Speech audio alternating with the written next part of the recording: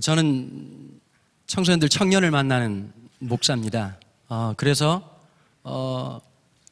오늘 이 시간에 어른들이 참 많이 계시고 이 방송을 함께 보시는 분들이 조금 해석이 안 되는 말들이 들릴 수도 있을 것 같은 생각이 듭니다.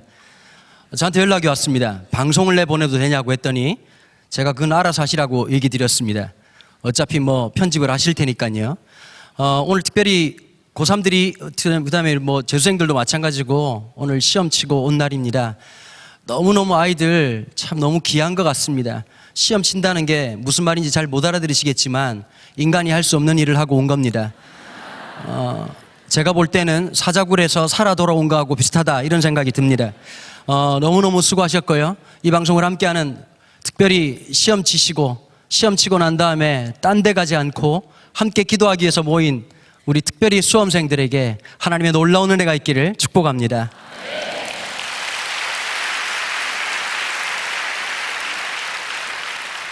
여기까지 제가 사투리를 안 쓸 수 있고요. 지금부터는 들어보시면 알겠지만 제가 경기도에서 한 지 14년이 됐지만 태생적 한계라고 하는 게 있어서 어쩔 수 없는 방언을 시작하도록 하겠습니다. 전 어릴 때부터 교회를 다녔지요. 눈 떠보니까 이미 기독교 집안이었습니다. 종교를 선택해 본 적이 한 번도 없었습니다. 조금 부담스러운 상황이었던 것은 제가 태어나 보니 4대째 되는 신앙의 집이었습니다. 조금 더 부담스러운 것은 아버지가 목사였다는 사실이었습니다. 그런데 그 아버지가 조금 스페셜하셨습니다. 해병대 161기 나오신 전능한 팔뚝을 가지고 계신 놀라운 분이셨습니다.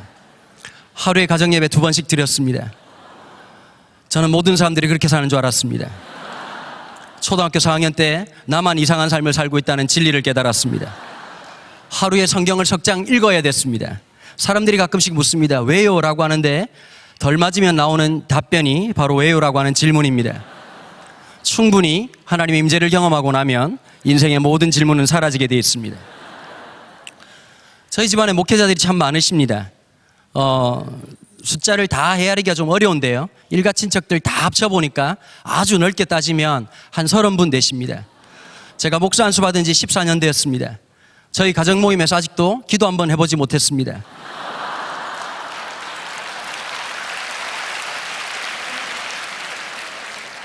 목사님들이 돌아가시질 않습니다.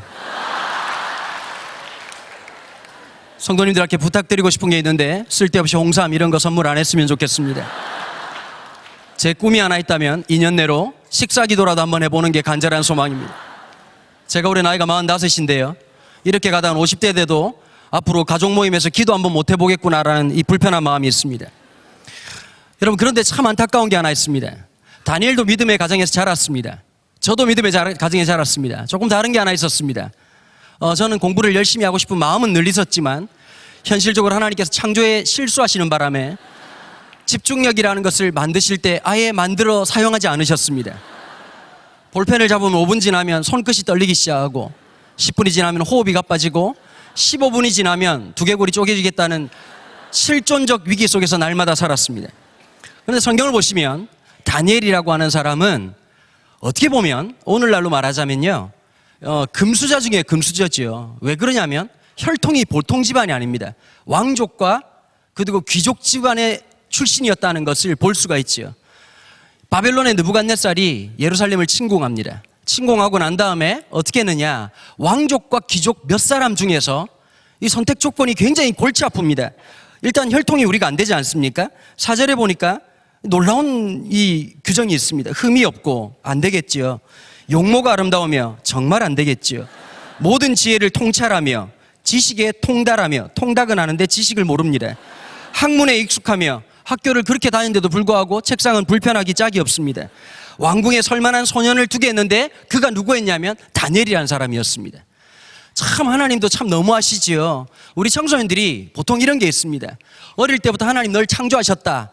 어릴 때 여러분 보통 초등학교 3학년 때까지의 신앙은 유효합니다. 이 인지 발달에 따라서 학습된 신앙은 유통기한이 있거든요. 4학년이 딱 지나고 나면 자라고 하는 게 있습니다. 갑자기 성경이 믿어지지 않기 시작합니다. 하나님 날 창조했다는데 얼굴을 가만히 보는 순간 놀랍지요. 신경을 안 썼다는 명백한 증거를 발견합니다.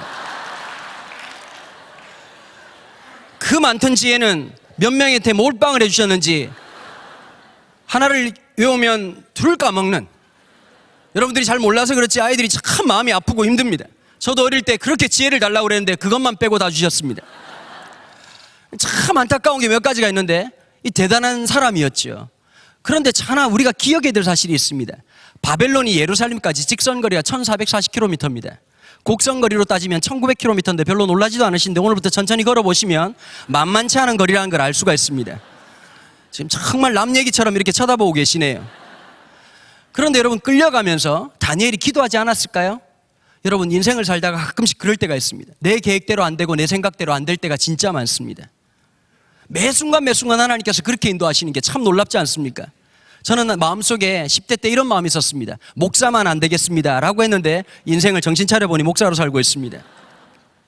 늘 마음속에 왜 하나님이 나는 이것밖에 되지 않을까?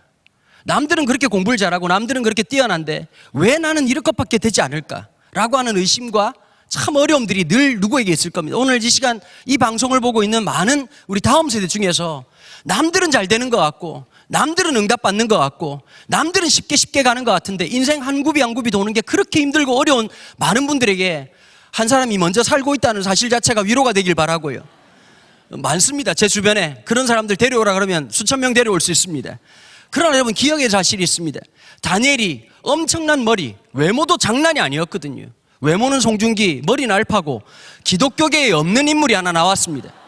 혈통도 장난 아닌 집안이었습니다. 문제가 딱 하나 있었습니다. 나라가 멸망했다는 겁니다. 여러분, 이걸 기억하셔야 됩니다. 모든 사람이 모든 걸 다 갖도록 하나님 인도하지 않습니다. 엄마가 믿음이 좋고 아빠가 돈을 잘 벌지 않습니까? 아들이 오토바이를 탑니다. 불변의 진리입니다.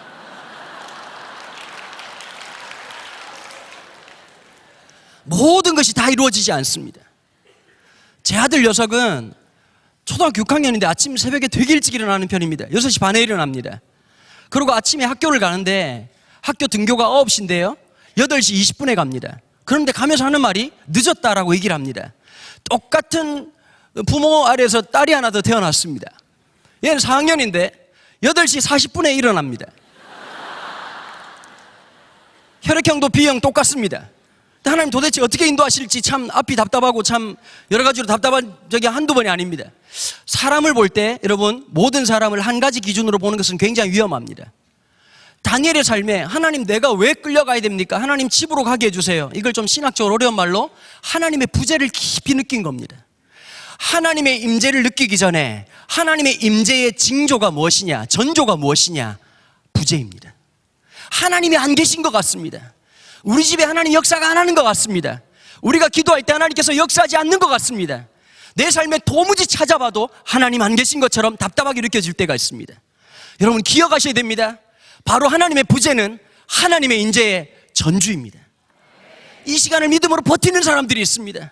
손에 잡히지 않고 귀에 들리지 않지만 이 고난의 시간 앞에 하나님 앞에 나아가는 사람들이 있어서 이 부재가 하나님의 임재의 공간이 되게 하는 사람이 있는 반면 그 부재 때문에 하나님을 떠나가는 사람들이 있습니다. 저는 오늘 이 기도회를 통해서 하나님의 부재 속에서 하나님의 임재를 바라보게 되는 영광이 있기를 축복합니다. 하나님의 그 놀라운 숨소리를 듣고 하나님의 땀방울이 내 삶에 떨어지고 있다는 놀라운 사실을 발견하게 되기를 바랍니다. 여러분, 그런데요, 참 신기하지 않습니까? 나라가 멸망하는 것을 눈으로 봤습니다. 남유다의 비참한 멸망을 봤습니다. 예루살렘 성전이 무너지는 걸 봤습니다. 지성소가 무너지는 걸 봤습니다. 남유다 사람들은 이런 맹신적인 믿음이 하나 있었습니다. 우린 절대 망하지 않는다. 왜냐하면 예루살렘이 있기 때문이고 지성소에 하나님이 계시기 때문이다. 마치 우리나라에 옛날에 전설 같은 얘기가 있지 않습니까? 대한민국 위기를 당하면 국회의사당에 빛이 비치면서 로버트 태권보이가 나온다는 말도 안 되는 얘기를 이렇게 가끔씩 할 때가 있었습니다. 이스라엘 백성들 신앙이 그랬습니다. 우리가 위기 당할 때 지성소 안에 계신 하나님이 갑자기 일어나셔서 우리 애들 건들지 마라 이렇게 말씀하실 거라고 사람들은 생각했던 것이죠. 그런데 여러분, 예루살렘의 지성소가 다 무너졌지만 하나님 나타나지 않았습니다. 하나님이 도와주지 않았습니다.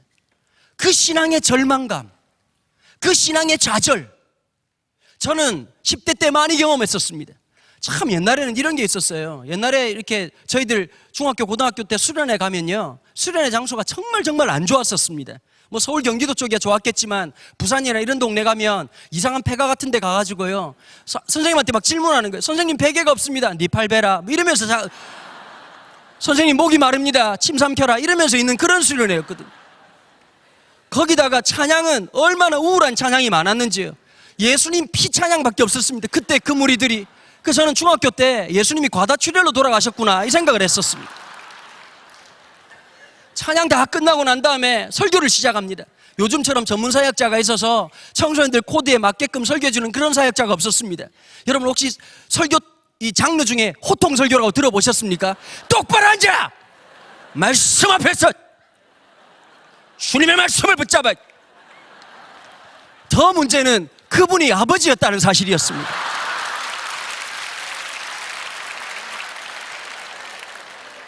저희 아버님이 원로 목사님이 되셨습니다. 지난달에 만났는데 저보고 이런 얘기를 하셨습니다. 요즘 내 욕하며 돌아다닌다며.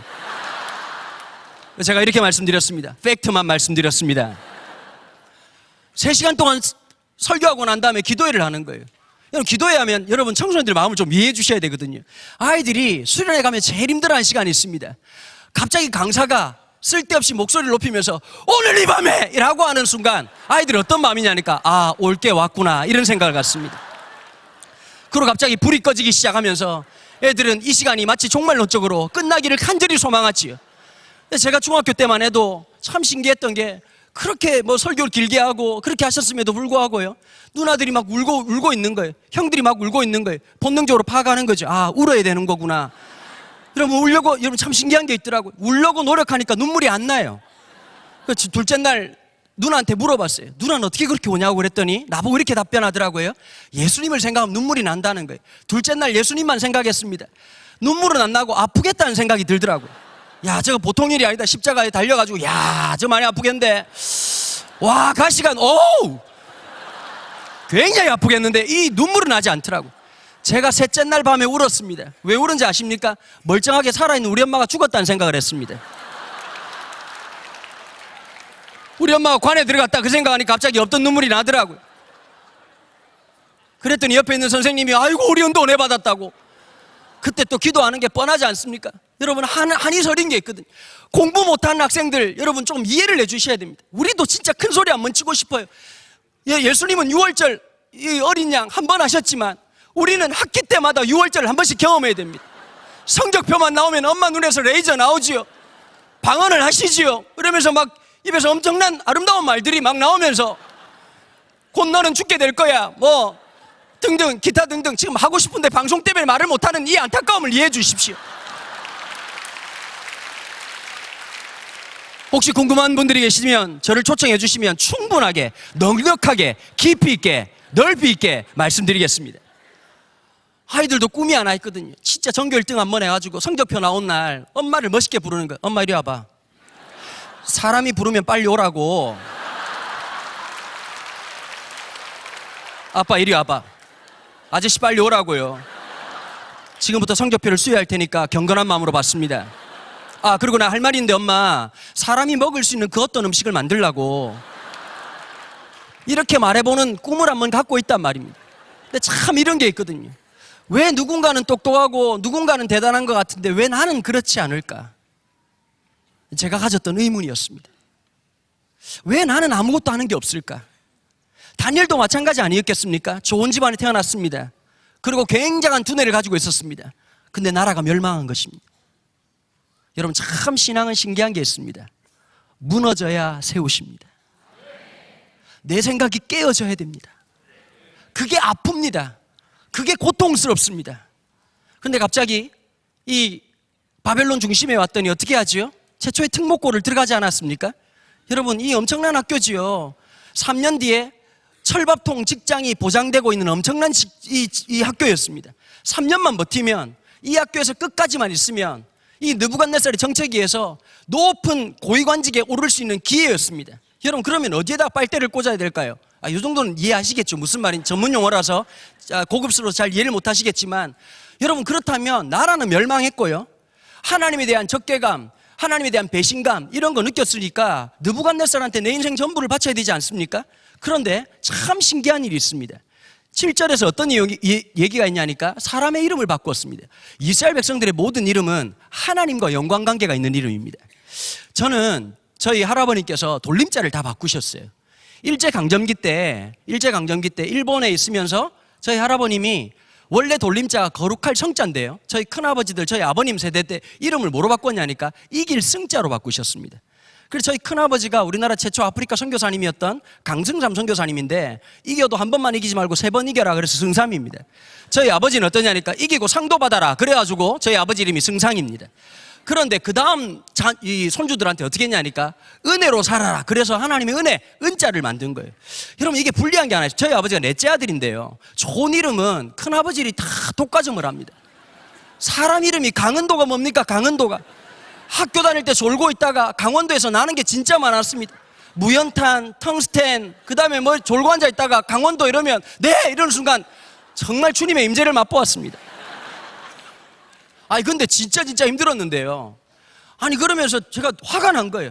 도대체 내 이름을, 여러분, 그러니까 애들이 얼마나 놀린지 아세요? 초등학교 때 초딩들이 이렇게 놀렸어요. 은자 빼면 강도래요 뭐 이러면서 놀리고 너무너무 상처가 된 거예요.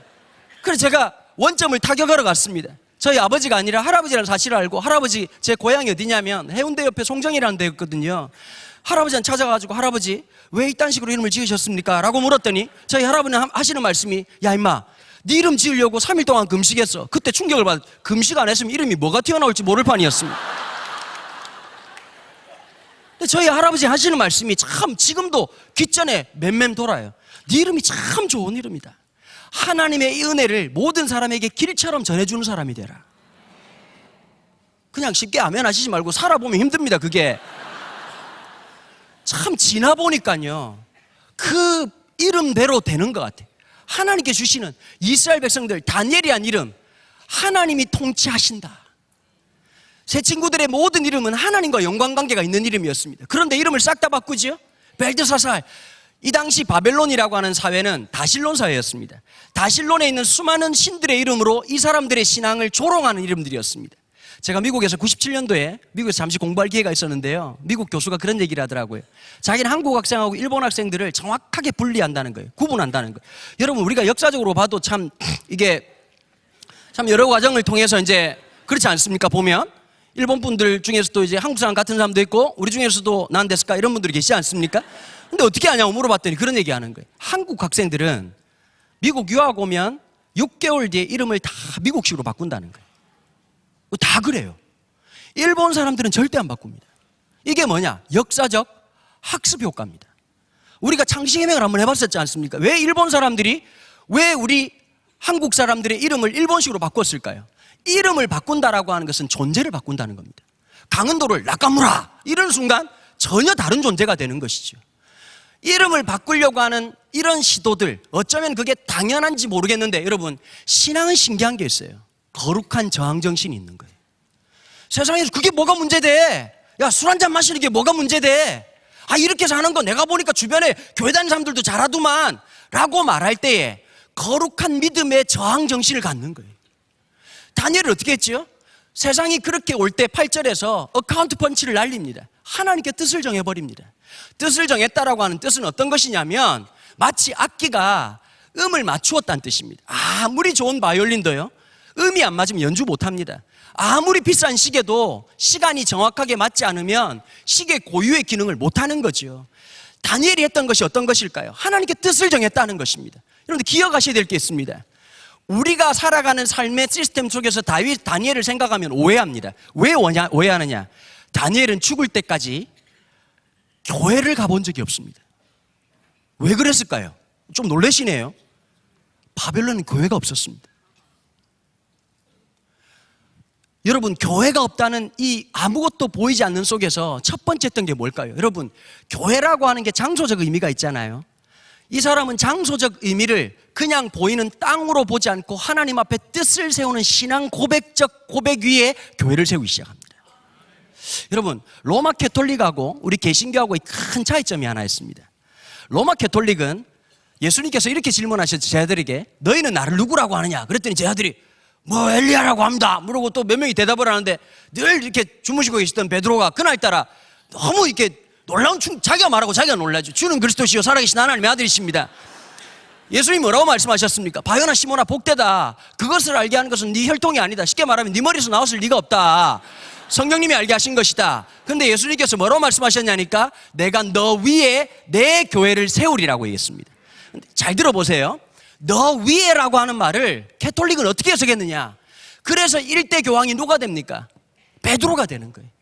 여러분, 이 보통 캐톨릭 교회들은 교회마다 이렇게 차 있지만 본점이 어디냐면 바티칸에 있습니다. 바티칸 본점을 뭐라고 부르냐면 성 베드로 성당이라고 합니다. 성 베드로 성당 맨 중심에 뭐가 있냐니까? 베드로의 무덤이 있습니다. 베드로가 얼마나 무겁겠습니까? 너 위에 세울.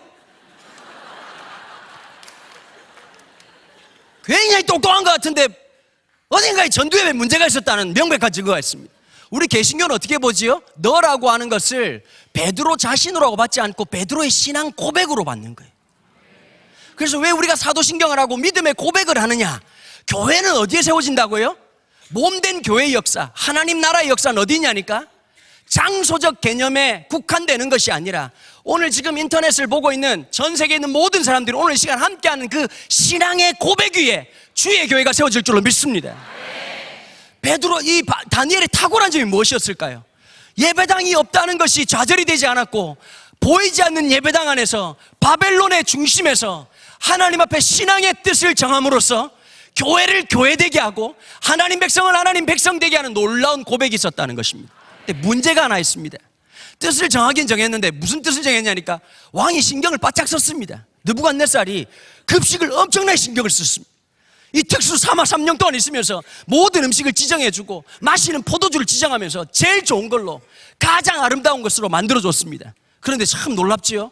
적당히 처먹으면 살았으면 될 텐데 뜻을 정했던 적용이 어떻게 됐냐니까 왕의 진미를 거절한 사건이었습니다. 그래서 여러분 고전적 해석은 어떤 것이지요? 보통은 다 그게 우상숭배했던 음식이기 때문이다 이렇게 말을 했습니다. 여러분 만약에 음식에 문제가 있다면 음식에 문제가 있어서 거절을 했다면 신약에 나타난 예수님께서 음식에 대한 해석이나 사도 바울의 고백이나 베드로의 고백하고 일맥상통해야 됩니다. 맞습니까? 안 맞습니까? 음식의 문제가 아니라고 말씀드릴 수 있는 이유가 있습니다. 예수님께서 장로들의 유전을 따라가지고 손을 씻고 음식을 드시지 않았습니다. 이걸 갖다 제 표현으로 말하자면 거룩한 쌩감 이렇게 말할 수 있습니다. 그냥 가셔서 음식을 드시니까 장로들이 딱 보고 있다가 이야 왜 손을 안 씻냐. 이 손을 씻는다라고 하는 것은 이 바리새인적 자기 삶의 고백, 정결함, 순결함, 하나님 앞에 그렇게 살 것에 대한 퍼포먼스였는데 예수님이 안 하셨어요. 그 떡 드시고 있다가 예수님께서 한마디 멋있게 하시는 거죠. 사람이 먹는 것으로 더럽혀지지 않는다. 네 속에서 더러운 것이 나온다. 사도 바울이 또 무슨 말을 했냐면 소아시아 지역에 고기가 유통되고 있는데 이 바리새파 유대인들이 와가지고 이 고기는 제단에 바쳐지고 난 다음에 유통됐기 때문에 고기를 먹으면 안 된다 이렇게 주장을 했습니다. 근데 뭐라고 말했냐? 바울은 참 멋진 사람이 그 사람들이 말하는 우상이라고 하는 것은 가짜다. 동의하십니까? 가짜면 그 제사는 무효다. 먹어도 된다. 그런데 내가 안 먹는 이유는 내가 먹으면 네가 시험에 든다고 그러니까 안 먹는 거지 음식의 문제는 아니다. 이렇게 말씀하셨거든요. 베드로에게 주님께서 이 3D로 역사하셨습니다.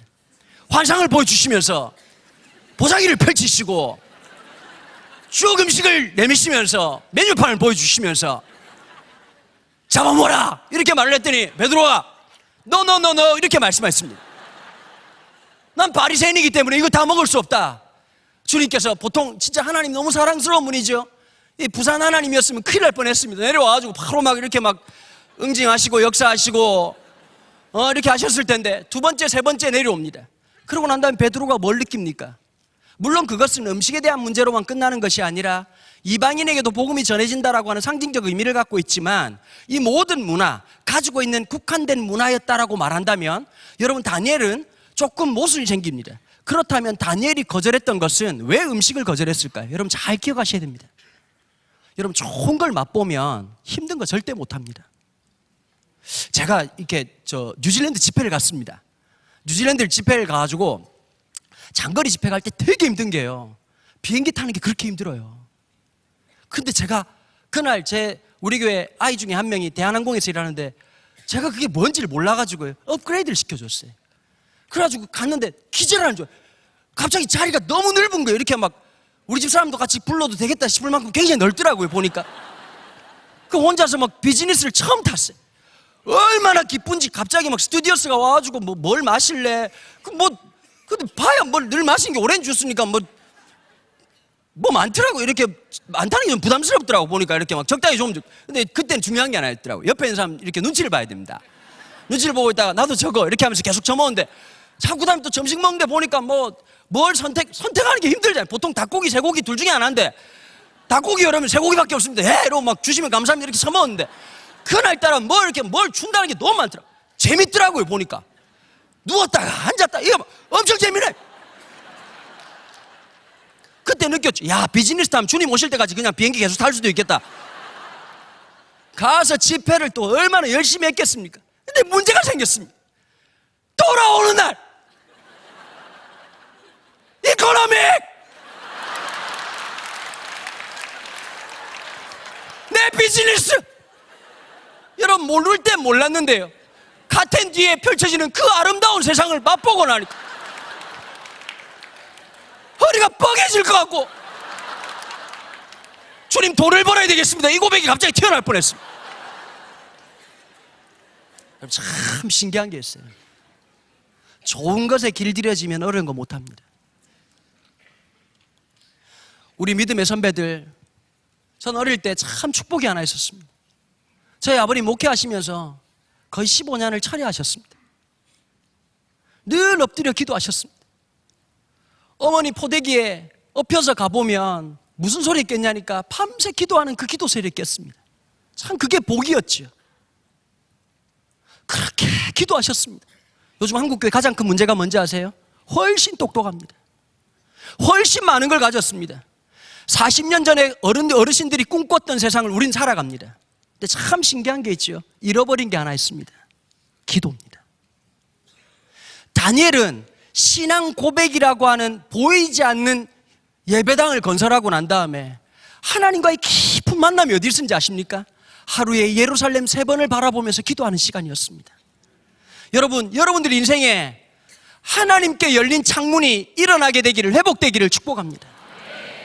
여러분, 기도하기 시작할 때 우린 하나님의 역사를 바라보기 시작합니다. 내 인생이 왜 이럴까가 아니라 하나님의 일을 바라보기 시작합니다. 여러분, 그래서 용감해지는 거예요. 담대해지는 거예요. 여러분, 진짜 신기한 게요, 저희 아버님은 개척교회 3번 하셨습니다.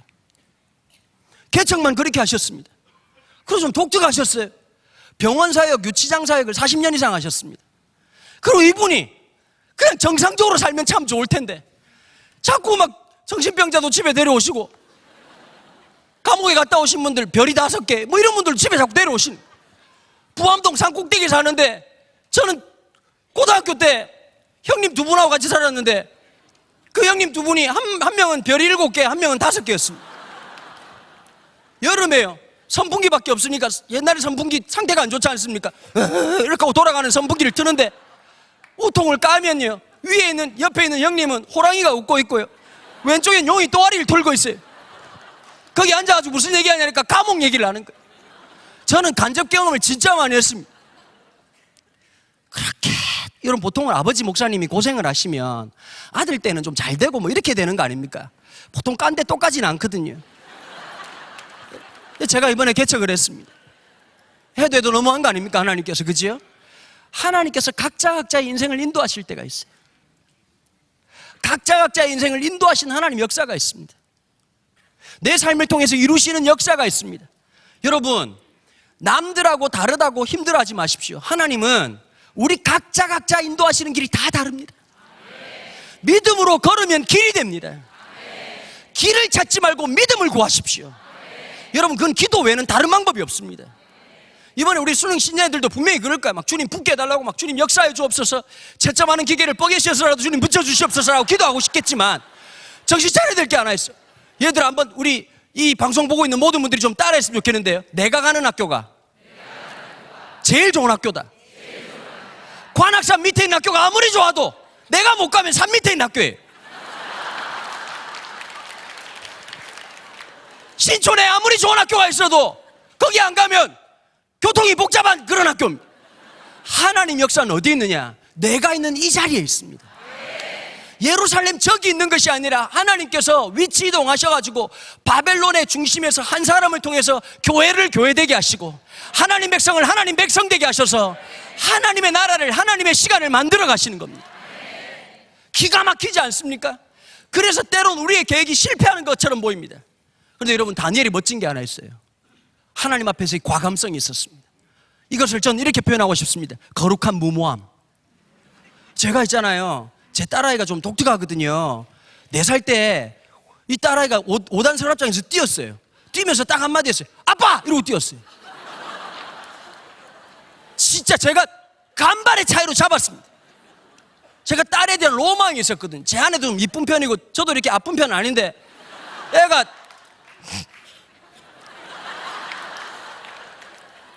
얼굴이 살짝 임진왜란이었습니다. 전문용어로 얼굴이 아프다, 뭐 이렇게 뭐 얼굴로 걸었다, 이런 여러 표현이 있지요. 근데 아유, 다 알아들으시네요. 네, 무슨 말인지 아시겠지요? 그런데 얘가 뛰어내려 얼마나 얼른, 야 임마, 네가 지금, 야! 저희 집안이 좀 이렇게 좀 다이렉트해요. 보통 저희 집엔 딸이 귀하거든요. 저희 아버지가 딸 낳았다 그랬더니 나보고 그러다, 야 진짜가? 이랬더니 올라오셨어요. 올라오셔가지고 보통 보면 그 할아버지들은 좀 편파적이지 않습니까? 아유 미스 코리아, 여러분 그 말을 믿었다가 큰일 납니다. 그런데 저희 아버님은 그런 말을 절대 안 합니다. 딱 보자마자 걱정하지 마라, 할아버지가 코 세워줄게, 이렇게 말씀하셨거든요.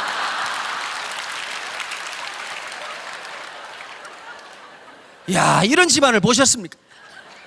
그런데 우리 딸아이가 하는 말이 딱 그러는 거예요. 야, 너 왜 그랬냐고 야단을 쳤더니 저보고 이러는 거예요. 아빠는 잡을 수 있잖아. 그때 제가 그날 아침에 묵상하다가 늘 그 말이 자꾸 귓전에 맴맴거리는 거예요. 난 하나님에 대한 믿음이 없구나. 한국 사람들 특징이 있어요. 기도는 열심히 하는데 안 믿어. 역사해 주시옵소서 이렇게 와가지고, 아이고 내가 죽어야지, 아이고 양내 아파.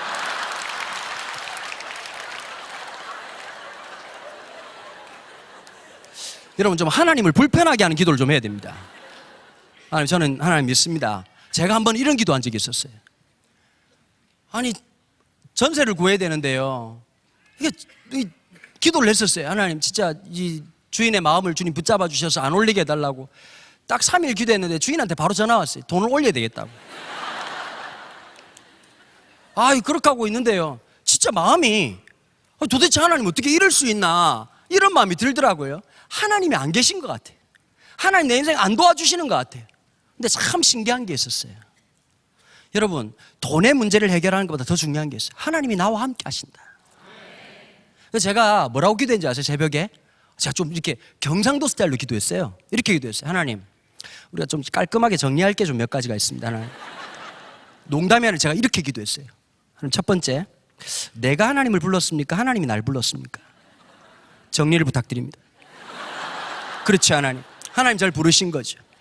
그러면 이 상황의 책임을 누가 져야 될까요? 그렇습니다, 하나님. 제가 마지막으로 뭐라고 끝낸지 아세요? 기도를 파이팅 이렇게 끝냈습니다.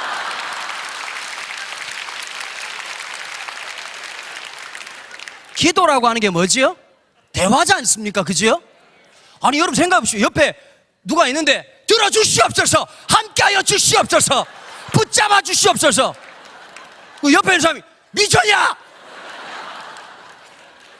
여러분, 기도라고 하는 게 하나님 계신 거 믿으시죠? 하나님이 뭐 이렇게 창조 이래로 쉬지를 못해가지고 못 듣고 이러신 게 아니란 말입니다. 하나님 들으시는 거 믿으시죠? 우리의 호흡조차도 들으시는 분이시죠? 여러분, 제발 부탁하는 게 아니었어요. 기도하는 것만큼 믿으세요. 여러분, 다니엘이 무서운 사람이었어요. 뜻을 딱 정하자마자 황관장 턱 먹고 교장선생님을 만나는 거예요. 급식을 안 먹겠다. 교장이 볼 때는 웃긴 거지. 이게 아주 처먹어 임마 이래야 되는데 하나님께서 어떻게 하셨느냐? 은혜와 긍휼을 베푸신 거예요. 여러분, 참 놀라운 게 있어요. 길이 열려서 가는 게 아닙니다. 믿음으로 걸을 때 하나님 홍해를 여십니다. 여러분, 주님 기다리고 있는 거예요. 기도한 것만큼 살기 시작할 때 하나님 역사하십니다. 근데 우리는 뭘 안 하느냐? 우리의 믿음은 기도까지는 하는데 그 다음에 믿음으로 한 걸음을 내딛어야 되는데 그걸 안 한단 말이에요. 그런데 내 뒷자 말지 어떻게 됐죠? 환관장을 딱 찾아가가지고 내가 급식을 안 먹겠습니다 그랬더니 하나님께서 환관장에게 은혜를 베푸셨다. 가가지고 이렇게 하는 거야. 네가 안 먹으면 우리 전하께서 너의 어떤 파리함을 보고 나의 목을 몸과 분리하시사 인생을 끝낼 수도 있지 않겠니? 이렇게 말한단 말이야. 나는 내 주왕을 두려워하노라. 여러분, 세상을 잘 보셔야 됩니다. 하나님의 사람과 이 세상의 사람의 구별점은 어디 있는지 아십니까? 세상 사람들의 특징이 하나 있다. 두려워해요. 사는 게 두려운 거예요. 내일이 불안한 거예요. 어째 될지 모르는 거예요. 여러분, 제가 놀라운 소식 하나 말씀드릴까요? 주님이 오십니다. 아멘 하십니까? 아멘 하십니까? 주님 오셔가지고 야, 너 부동산, 야, 브라보, 야, 땅을 넓혔구나. 어이구, 수술을 엄청나게 됐네. 주님 그렇게 말하지 않는다고. 주님 딱 한 말씀 하신다고. 내가 너한테 부탁한 거 했냐? 너 나한테 부탁한 거 했냐? 너 내가 성령도 주고 은혜도 줬는데 그거 가지고 뭐 했냐? 공금 횡령하고, 더 말하면 안 되겠네. 그러지 않았냐? 주님 물으실 거란 말이에요. 마지막 날에 우리 보고 물으시는 거 딴 거 아니에요. 너 공부 열심히 했다. 물론 그것도 중요하겠지만 네가 공부 잘할 수 있도록 만들어준 이유가 무엇인지를 깨닫고 살아가는 거예요. 여러분, 우리 아이들 위해서 기도할 때 제발 이런 기도하지 마세요. 하나님, 공부 잘하게, 잘해서 뭐 할 건데요? 진짜 중요한 게 뭘까요? 하나님, 우리 아이가 기술을 배우던 공부를 하던 왜 해야 될지를 깨닫게 해주십시오. 나는 그리스도인이 그게 달라야 된다고 생각하는 거예요. 세상을 두려워하는 것이 아니라 세상을 두렵게 하는 사람. 쫄 필요 없고 하나님이 함께 하신다. 이 믿음을 갖는 것이 진짜 중요하다고 저는 믿습니다. 다니엘은 그 배짱이 있었어요. 좀 우리 그리스도인들이 좀 배짱이 좀 있었으면 좋겠어요. 제가 가끔씩 보면, 물론 어르신들 걱정하는 걸 알아요. 수련회 가면 뭐 버스 타고 가면 위험하다, 물에 들어가면 위험하다. 살지 마세요. 그냥 아주 그냥 하나 제가 말씀드리는데 걔들이 쉽게 안 죽습니다. 엄마들이 성적표 나와가지고 이놈 새끼 죽어! 이렇게 해도 얘들이 어떻게 알비백이라고 돌아온단 말이에요. 공부 잘하는 애들은 우울증이 생겨서 막 그러니까 막 자살할까 이 생각하지만, 공부 못하는 애들은 태생적으로 그런 생각 자체가 없어. 엄마가 잔소리할 때 주여 6월절 지나가게 하옵소서, 이 또한 지나가리라, 이 믿음으로 버티고 있는 거예요. 여러분, 하나 분명히 알아야 될 게 있어요. 하나님 우리를 만드실 때 목적이 있어요. 어른들이 이런 생각 하잖아요. 저 이놈 뭐 했을까? 다 하나님의 비밀병기로 쓸 때가 있습니다. 이걸 믿으셔야 돼요. 전 어릴 때 교회에서 주로 들었던 얘기 어떤 얘기인지 아세요? 은도 저색지되고 물에 빠지면 입만 동동 뜰 거야, 뭐 이런 얘기 들었어요. 2탄도 있습니다. 은도 저색지되고 물에 빠지면 발만 동동 뜰 거야, 물고기하고 얘기 아니라고. 여러분, 보통 서울 분들은 멋있게 표현하잖아. 넌 참 표현력이 좋구나. 이걸 경상도 말로 뭐라 하는지, 조디만 살아갖고 이렇게 말한단 말이야. 여러분, 제가 주님을 인격적으로 만나고 난 다음에 사명자로 살아가면서 하나님이 저한테 복을 주신 게 하나 발견했어요. 하나님 저한테 몰빵으로 주셨어요. 이쪽으로 주셨어요.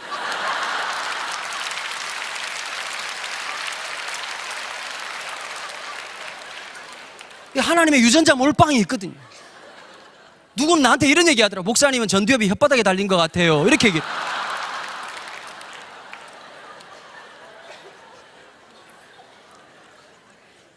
여러분들, 하나님이 다 쓰실 때 있습니다.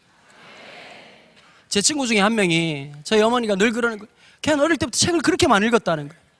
화장실에 책을 읽었다는 거예요. 여러분, 여기서 문화적 차이가 있습니다. 저는 좌변기에 고등학교 2학년 때 처음 앉아왔습니다. 그 보좌에 앉았던 날을 저는 잊지 못합니다. 어릴 때 우리의 화장실은 어떤 곳이냐니까, 이 스쿼트 자세가 무너지는 순간 주님을 바로 만나는, 거기다 옛날 화장실은 오촉다리 담아가 있어가지고 이 전구가 있어가지고 진짜 귀신이 임하기 딱 좋은 아름다운 장소였거든요. 노란 종이 줄까 하얀 종이 줄까. 아니 그랬는데 제가 너무 놀랐어요. 화장실 책을 본다는 게 이건 생명 걸고 본다는 뜻 아닙니까? 차이가, 나는 푸세식이고 걔는 좌변기였어요. 걔가 이제 늘 어릴 때 걔 때문에 성찰을 많이 받았거든. 걔는 공부도 잘하고 막 책을 그렇게 읽는데 지금 어떠냐면 걔가 아직 장가를 안 가고 책만 계속 보고 있어요. 주님 오실 때까지. 네이버에 이름 치면 걔는 안 나와요. 내 이름은 나오고.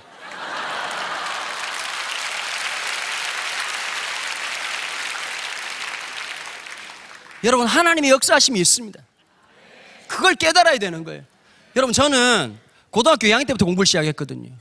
고등학교 2학년 때부터 공부를 시작했는데 진짜 하나님이 기적적인 역사를 일으켜가지고 제가 15등급일 때요. 15등급 아니 들어보라니까. 사람을 그런 식으로 보지 마세요. 15등급의 체계가 있었다고요. 저희들 때는 학력고사 세대였으니까요. 근데 제가 이제 1학년 때 정말 수많은 사람들 섬겼거든요. 뭐 좌절하고 낭만한 아이들한테 성적표 보여주면 위로를 받고 살아야 되겠구나 이런 마음을 들 수 있도록 참 제가 진짜 저는 인류애적인 마더 테레사적 삶을 늘 살면서 살아왔는데 고등학교 2학년 때요. 제가 인격적으로 만나고 난 다음에 제 마음속에 이 마음을 주시더라고요. 내가 하나님 위해서 뭔가 하고 싶더라고요. 껌마들이 아멘 할 문제는 아니지요. 여러분 진짜 하나님께 소망을 주시더라고요. 열망을 주시더라고요. 제가 고3 때 마지막 시험 치고 난 다음에 제가 2등급이었거든요. 하나님 참 기적적인 은혜가, 여러분 이런 것만 좋아하시더라 아줌마들이. 조심하셔야 됩니다. 가가지고 또 막 어떤 목사님 막 15등급인데 야 임마 이렇게 하지 말고 하나님 또 다르게 쓰실 때가 있는 거예요. 하나님 역사하실 때가 있는 거예요. 다니엘이 가서 말하자마자 어떻게 합니까? 환관장이 이렇게 얘기하죠. 근데 누가 은혜를 베푸는? 여러분 보세요. 실권은 누가 잡고 있습니까? 환관장이 잡고 있죠. 다니엘은 어떤 사람이지요? 잡혀온 포로입니다. 여러분, 세상이 이름 부르는 대로 살지 마시고요. 하나님의 자녀라는 정체성을 가지셔야 돼요. 하나님 우리 아버지시다. 하나님이 내 아버지다. 여러분 이 고백을 갖는 게 너무너무 중요하지 않습니까? 여러분 이 땅의 사람은 가지고 있는 것으로 살아갑니다. 나의 것으로 살아갑니다. 하나님의 사람은 하나님의 자녀로 살아갑니다. 환관장은 아무리 높은 사람이라도 환관일 뿐입니다. 내시일 뿐입니다. 다니엘은 뭐 하는 사람이었습니까? 포로라고 하는 정체성이 아니라 하나님의 자녀라는 정체성을 살았습니다. 열흘만 시험해 보십시오. 여러분 이게 기도 응답이었을까요? 저는 아니라고 생각합니다. 아마 하나님 입장에서 다니엘 같은 사람은 진짜 감당이 안 되는 사람, 쟤는 또 시작이다 얘 이렇게 말할 만큼 믿음으로 가는 거예요. 믿음으로 살아가는 거예요. 하나님이 역사하지 않을 수 없는 환경을 만드는 사람들. 주님이 나와 함께 하시겠지. 주님 붙잡아 주시겠지. 여러분 이 거룩한 무모함과 진짜 살아있는 믿음, 그걸 가질 때는 어떻게 하실까요? 역사하시는 거예요. 여러분 최초의 물광이 기미애가 아니었다는 놀라운 사실이 오늘 본문에서 나오지 않습니까? 얼굴을 윤택하게 하사 물광. 오늘 이 자리에 나오신 수많은 여성 성도 여러분, 또 이 방송을 보신 많은 분들, 물광은 SK 둘에 있지 않습니다. 쓸데없이 남편 목 졸라가지고 6개월 무이자로 이렇게 하지 마시고, 여러분 진짜 하나님 주신 기쁨이 있어야 돼요. 하나님 주신 행복이 있어야 돼요. 여러분 그럴 때 참 신기한 게 있어요. 하나님이 주신 기쁨을 가지는 사람은 얼굴이 달라요. 기뻐요. 즐거워요. 자유예요. 여러분 자판기 커피 한 잔 가지고도 호텔의 영광을 누릴 수 있는 사람이에요. 라면 한 그릇을 먹어도 천국 레스토랑의 미슐랭 3스타의 기쁨을 맛볼 줄 아는 사람이에요. 여러분 이게 진짜 그리스도인 아니겠습니까? 오늘 이 자리에 함께 하고 있다는 것, 이 방송을 보고 함께 하고 있다는 것, 거기에서 하늘 영광을 맛보는 놀라운 역사 있기를 축복합니다. 기도의 문이 열릴 때, 기도의 문이 열릴 때, 우리가 주님을 바라보기 시작할 때 우리의 현실은 비참하고, 우리의 현실은 아프고, 우리의 현실은 아픔이 많고 고난이 많지만 이 고난을 통해서 역사하실 그 하나님, 저는 이번에 우리 고3 수능생들 위해서 기도하면서 그런 기도했습니다. 하나님 시험 잘 치게 해달라는 기도는 좀 얄팍하지 않습니까? 좀 양심이 있어야 되냐. 하나님 본 것마다 기억하게 해주시고, 그럼 얘들 야동 본 건 어떻게 할 겁니까 그러면?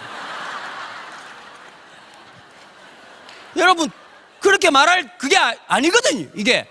그럼 여러분 가만히 생각해 보십시오. 대구 팔공산 가빠에 있는 스님들도 기도하실 거고, 천주교도 기도할 건데 그리스도인의 기도가 달라야 되지 않을까요?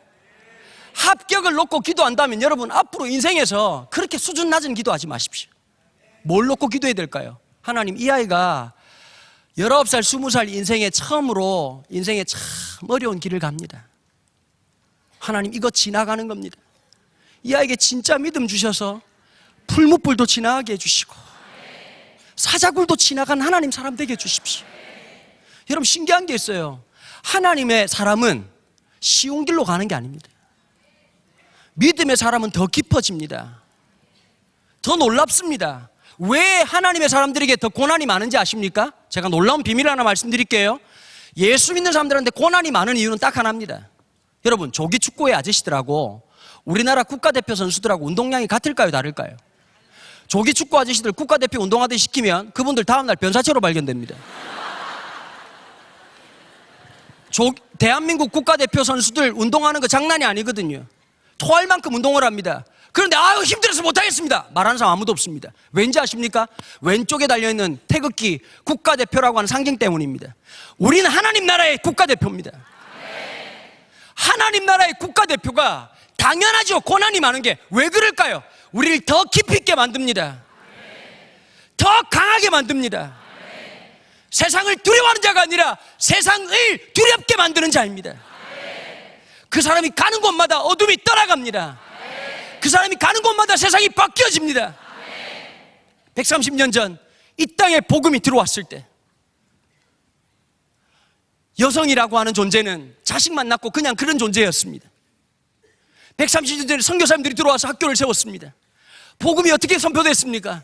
너는 그런 존재가 아니다. 하나님의 자녀다. 여러분, 경상남도 진주에 가면 진주교회라고 하는 교회가 있습니다. 이 교회에 복음이 전파됐는데요, 복음이 전파되고 난 다음 기적이 나타났어요. 백정들도 예수를 믿고 양반들도 예수를 믿고 많은 사람들이 예수를 믿었습니다. 그런데 여러분, 양반들이 불편한 거예요. 불편하겠습니까? 안 불편하겠습니까? 백정들이 들어오니까 에헴 이런 잡것들이 이러면서 이랬단 말이에요. 선교사들이 탁월했어요. 예배당을 폐쇄해버렸습니다. 이사를 갔어요. 어디로 간지 아십니까? 백정 동네로 왔습니다. 여러분, 우리나라에 복음이 들어와서 5,000년 동안 유구하게 흘러왔던 신분제가 타파됐던 것은 복음의 능력이었습니다. 여러분, 우리나라가 가장 암울했을 때, 이 땅이 가장 어두웠을 때 하나님께서 1907년도 평양 장대현교회 복음운동을 일으켜주셨습니다.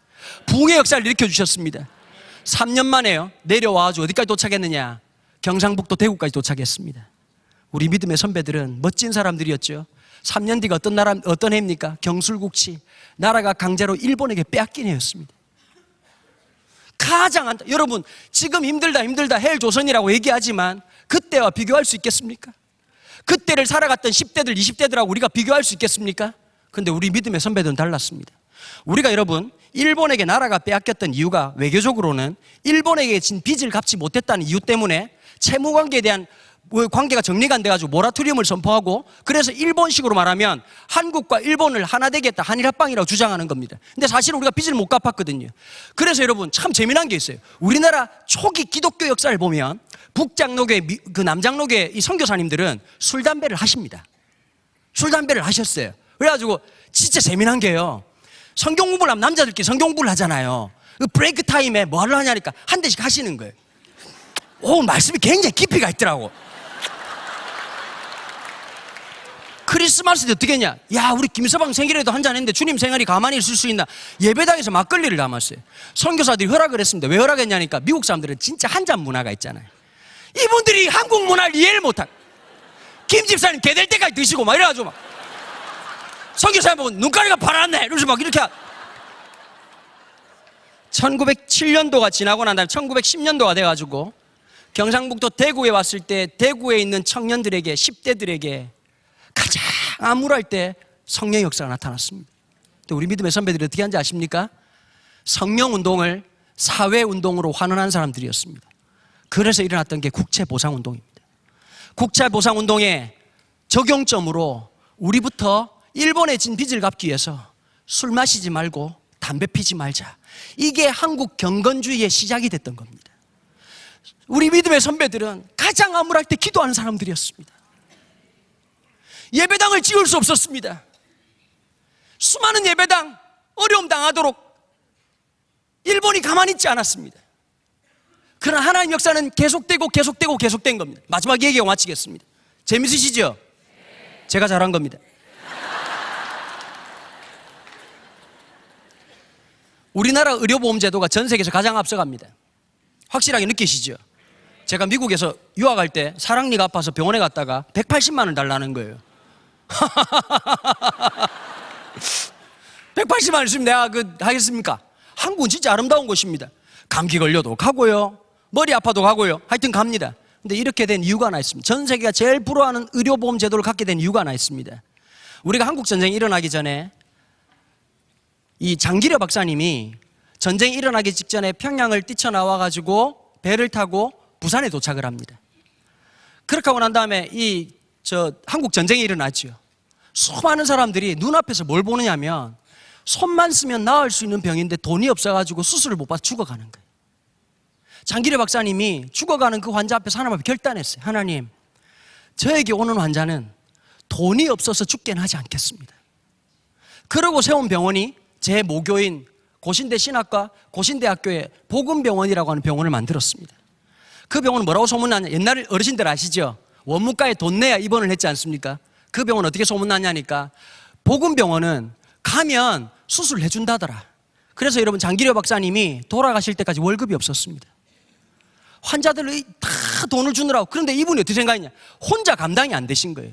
기도하다가 어떤 마음이냐니까, 하나님, 이것을 좀 잘 만들 수 있도록 하나님 은혜를 좀 베풀어 달라 해가지고 처음 시작했던 의료보험재단이 청십자재단입니다. 지금으로 말하면 1인당 5만 원씩만 내면 누구나 받을 수 있는 혜택이 되었어요. 그래서 사람들이 뭐라고 말하는지 아십니까? 장기려 박사 보고 바보 장기려라고 했습니다. 여러분, 그 당대에 일제강점기 때요, 의사도 몇 명 없었는데 우리나라에서 박사기가 있는 의사가 10명 있었습니다. 그 중에 한 분이십니다. 대단한 분이셨습니다. 근데 이분이 마지막 돌아가실 때까지 옥탑방에 사셨습니다. 이 제도를 만들고요, 여러분, 이 제도 때문에 지금 대한민국 의료보험 제도가 이렇게 좋아진 겁니다. 그리스도인이 어떤 사람입니까? 다니엘 같은 사람이 어떤 사람입니까? 그냥 좋은 대학 가고 좋은 직장 얻어서 세상에서 떵떵거리는 사람이 아니라 세상을 바꿔놓는 사람, 가슴이 뛰게 만드는 사람. 다시 한번 우리에게 주어진 수많은 문제들, 우리의 산적되어 있는 유일한 분단 국가인 이 땅 위에 하나님이 통일을 주실 때까지 하나님의 영광을 위해서 헌신할 수 있는 거룩한 10대, 거룩한 20대가 일어나게 되기를 주님의 이름으로 축원합니다. 여러분, 정말 기도하시는 김에 단순히 아이의 앞날을 위해서 기도하지 말고, 하나님, 이 아이를 부르신 목적과 뜻이 이루어지게 하여 주옵소서.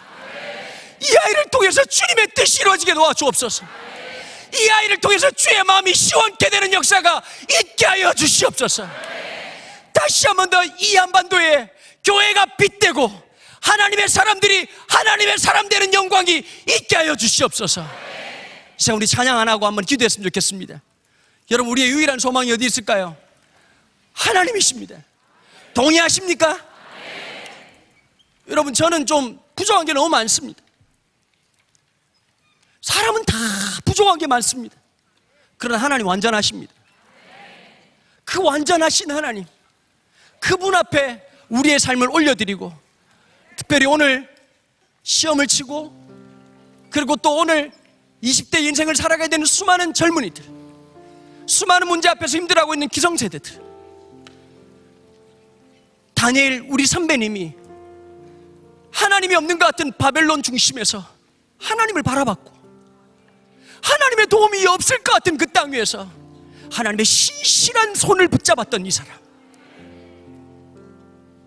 사자굴 들어가기 전 예레미야의 말씀을 읽고 난 다음에 포로로 귀환되어 돌아갈 시간이 3년밖에 남지 않았다는 그것을 알고 작정하고 기도를 합니다. 그게 여러분들이 지금 참석하고 있는 세일의 다니엘 기도입니다. 여러분, 그 기도를 통해서 어떻게 됐을까요? 쉽게 해결됐다고 생각하십니까?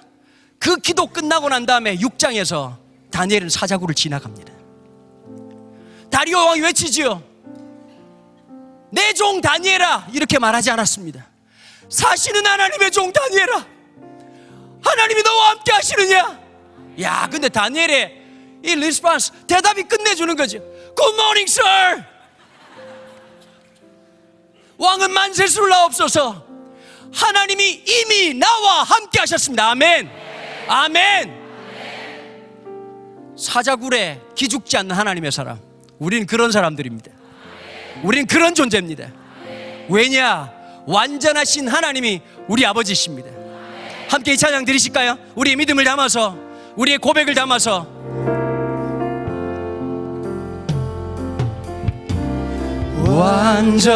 완전하신 나의 주, 그의 길로 날 인도하소서.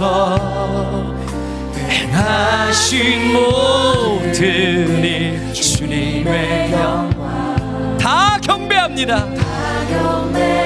다시 한번 고백할까요? 여러분, 하나님 어떤 분이라고요? 완전하신 나의 주, 그의 길로 날 인도하소서.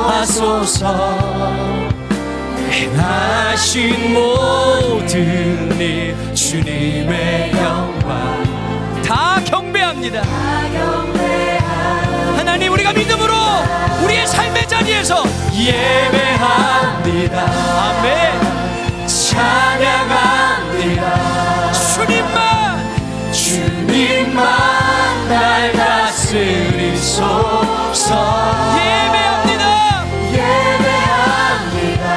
주님 찬양합니다. 주님 홀로 높임 받으소서. 결단하면서 예배합니다. 예배합니다. 아멘. 찬양합니다. 주님만 날 다스리소서.